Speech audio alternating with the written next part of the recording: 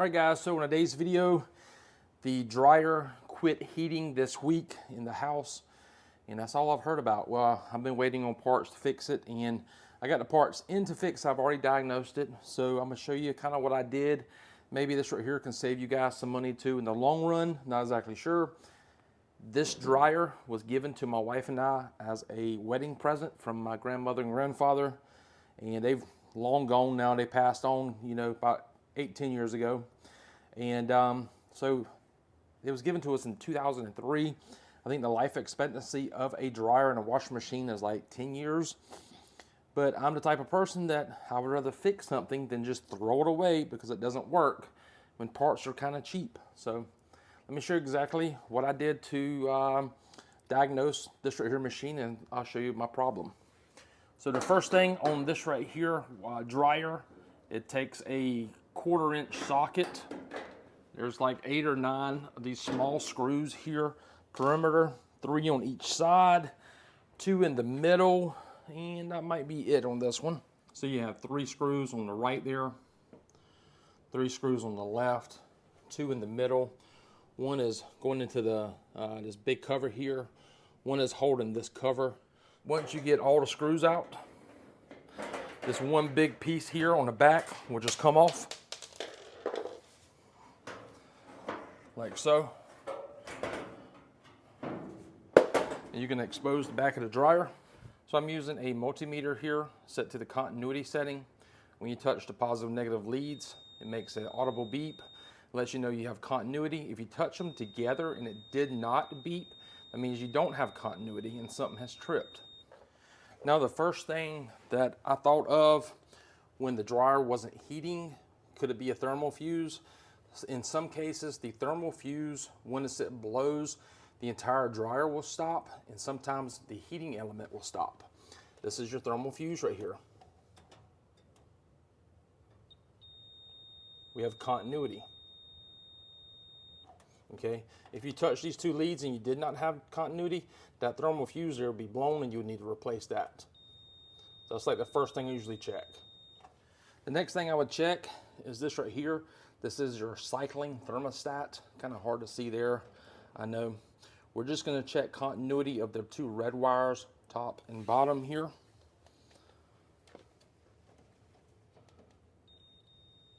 So that's good. So this right here is where the heat actually starts in here and it raises up. This is your element. This is the thermal cutoff here. If it gets too hot, this will trip. Okay, next thing we're gonna do is check continuity there. And just got 2 pins here. We can go ahead and pull those pins out. Then we can attach our multimeter to that as well. We can go ahead and attach here.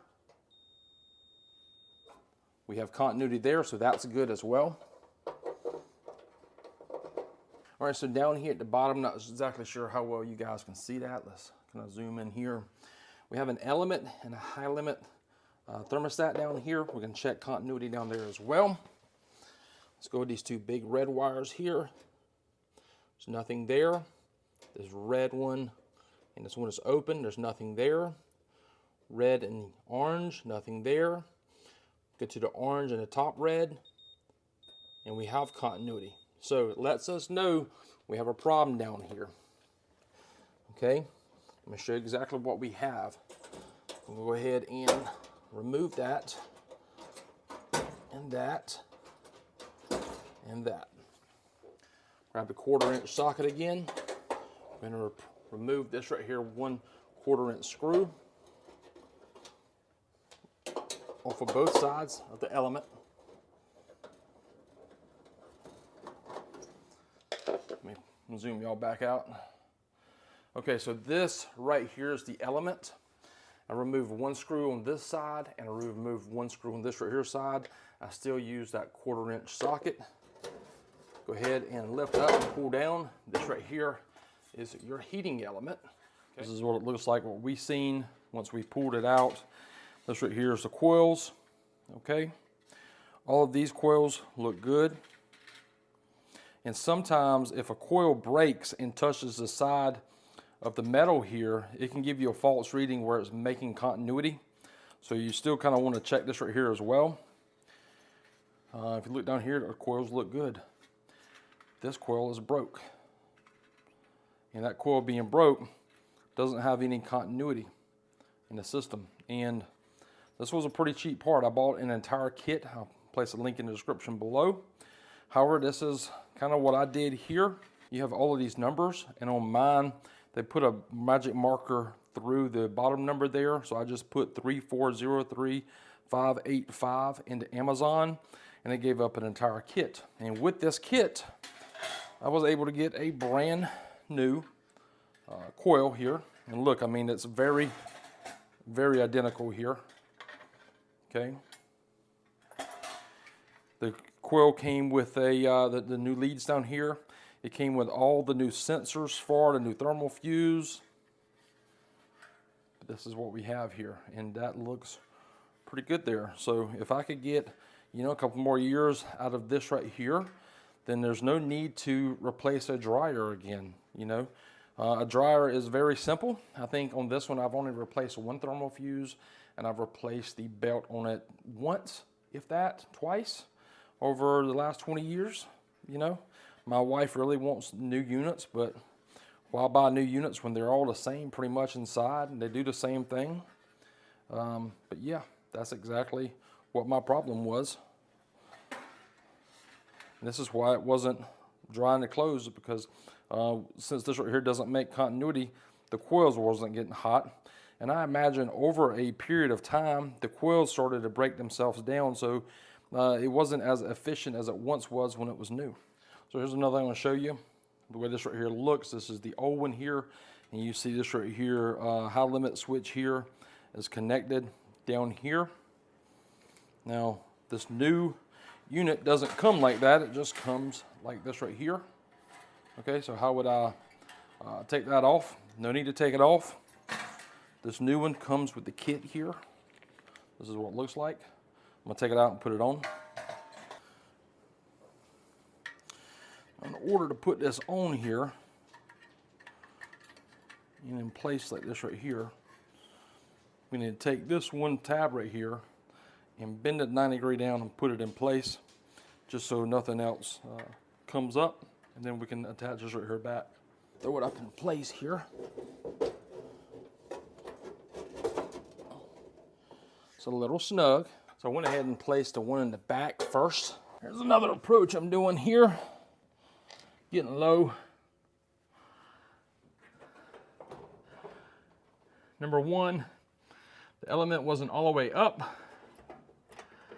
And number two, I couldn't see it. Number three, it wasn't lined up. There it is. It's amazing what you can do when you can see something and line it up. Next, I'm gonna go ahead and replace these wires here. Big red one there, orange one here, red one here. I could go ahead and replace this, or since it's working, I could leave it in place and let it continue to do its job, and then if it ever goes out, then I could replace it, and that's exactly what I'm gonna do. I'm gonna do the same thing with the thermal fuse as well, down here, and this other connector. I'm not gonna replace those just yet. I'm gonna let those break before I replace them. No need to replace something that's not broken. That's the way I look at it. You might look at it totally different, guys. If you do, great. But this is what I'm gonna do. All right, guys, there's another way that you can be able to tell if the heating element is working or not. Bryant, would you turn it on for me? I've got the door held here. Okay, got a door switch in place. If you let go of the switch, it's not gonna work. The door's down. Look at the top left up there. That is going to be where the heat's gonna come out at, okay? Now you see it's starting to glow red. See on the camera where it's starting to glow red there? That lets us know the heating element is working properly, okay? And it's glowing red and it's getting hot. So this test here, you could go ahead and just lower this door down here, hold the switch, have someone turn it on, or if you could turn it on yourself, and you can see if it's getting hot in there, see if it's glowing red. That's another indicator that the heater element is working properly. And another thing is, let's say the cycle is over with and you open the door, see the red light is starting to dim out, it's starting to go away, lets you know everything is working properly. So if it was staying on while the door is open and the dryer is off, you have another issue as well.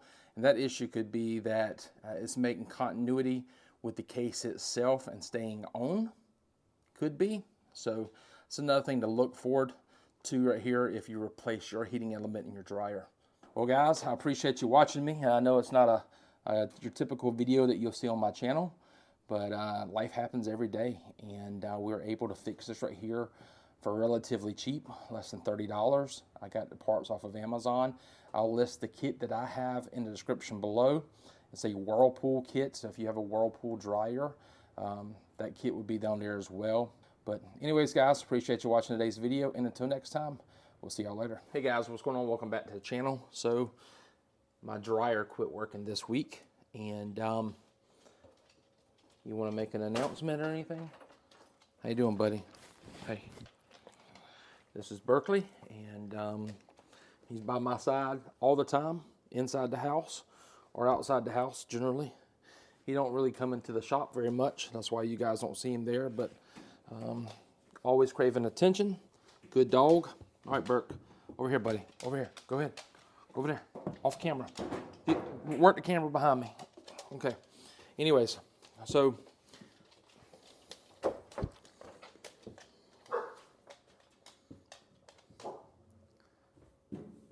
all right, hey, go over there, buddy.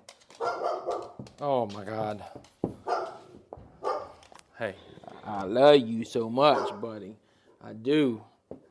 I do. You go behind the camera? Can you? Can you go behind the camera? Berkeley, come on, buddy. All right. All right. All right. They're gonna have to go outside.